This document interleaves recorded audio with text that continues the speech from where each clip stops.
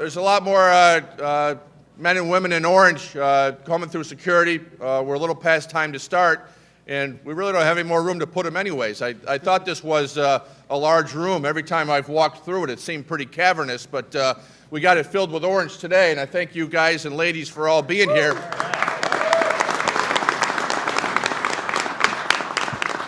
Now, I want you to keep your T-shirts on, get on your buses, and go to Syracuse and see if we can get the Orangemen kick-started again to get ready for the end of the season.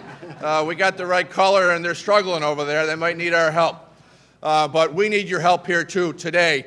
And it's so fantastic every year to see the highway people come up in your bright T-shirts to say what's so important for our local roads, our local bridges, and our local culverts that we are focusing on this year. We had a very successful year last year in having a big increase of $75 million to the CHIPS program, which was very much appreciated across the state to the very important local roads that we have. You know, as someone who in the Senate represents 5 counties and travel approximately 30,000 miles a year, not just to and from my hometown to Albany on the interstates, but all across the 5 counties on the local roads, I know the importance and the value of the quality of our roads and the great jobs that you do day in and day out, year in and year out, with the limited funds that you have to be able to do this. And we know whatever support we can provide to our local highway departments is help to provide relief to the property tax burden of our property taxpayers,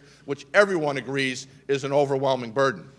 I'm happy to be joined here today with Phil Palmesano, my colleague who is within my Senate district and his Assembly district. We worked very hard together last year for the increase in CHIPS funding, and we're working together very hard on this. We've got a lot of members and colleagues that are here today, a lot more that have signed on to a letter of support that we've put that is going to the leadership and the governor on this very important item that we're going to focus really on our local bridges and culverts and the importance that we have. You know, we hear in the news all the time about the deficiency statuses of various bridges. And it's not just state bridges, it's not just interstate bridges, it's our local bridges as well that are every bit as important. And when you hear that a culvert, you say, well, what's the big deal about a culvert? I guess a culvert can be a span of up to 19.5 feet. That's a pretty big span, and most of us, I think, lay people would consider that a bridge. And very important that we keep up the strength of these in our communities to provide the very important infrastructure that we need to keep our economy running along, particularly those of us in rural areas with a lot of miles of rural roads.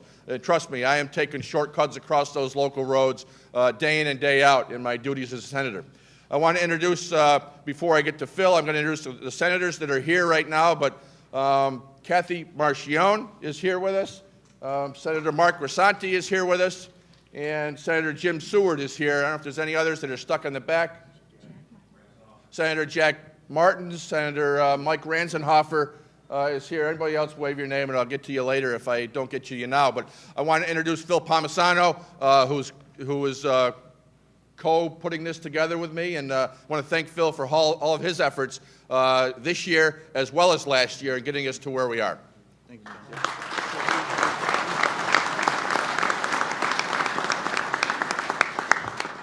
Thank you, Tom, and I also have a number of my colleagues from the Assembly here, and I'm sure I'm going to miss because they're kind of huddled in a sea of orange, which is a good sight. But if you can all raise your hand real quick, I'll just want to try to mention. I see Al Graff, Claudia Tenney, Chris Friend, Joe Borelli, former member Dan LaSquadro, and Highway Superintendent now, Gary Finch, Ed Rod, Joe Giglio, David DiPietro, Bob Oakes, Jim Tedesco, Steve Hawley, and I'm sure there's some other people back here. But we just wanted to say thank you first off to the media for covering this, because this is such an important issue and we need to draw more attention to it.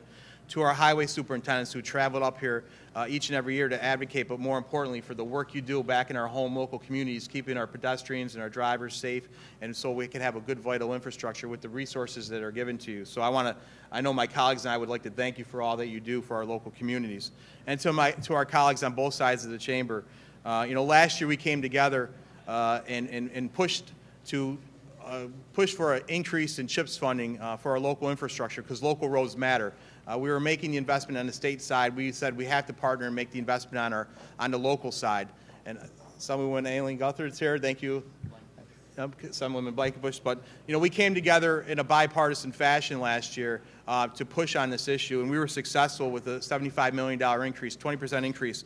But for us, we view that more as a down payment because report after report shows the deficiencies in our roads and bridges and the local infrastructure needs that aren't being met. Billions of dollars in costs. You've seen all the reports. And, we're coming together again this year to reinforce that commitment, to say we're standing united, Republican and Democrat, Senate and Assembly. Last year, just to give you an example, we had nearly 70 people sign in this Assembly and Senate. This year, we have nearly 100. 73 people in the Assembly, 34 Democrats, 1 independent, 39 Republicans, in the same type of action in the Senate, bipartisan action because it's a commitment to our local roads and bridges. And you know all the facts. I mean, next year we go into the 5-year capital plan. 87% of our road mileage are local roads. 52% of our bridges and culverts are local bridges and culverts. And nearly 48%, nearly half of the vehicle miles are traveled on local roads.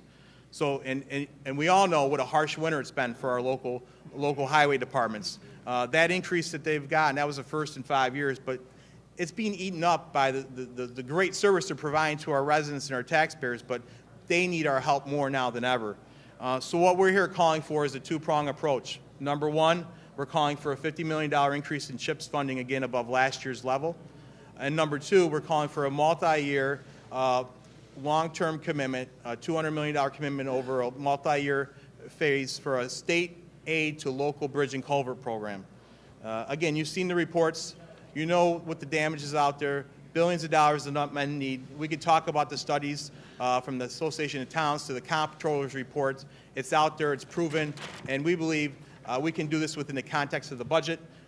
We believe this is a priority as we go into the budget negotiations. That's why we're sending the letter to the governor and all the legislative leaders.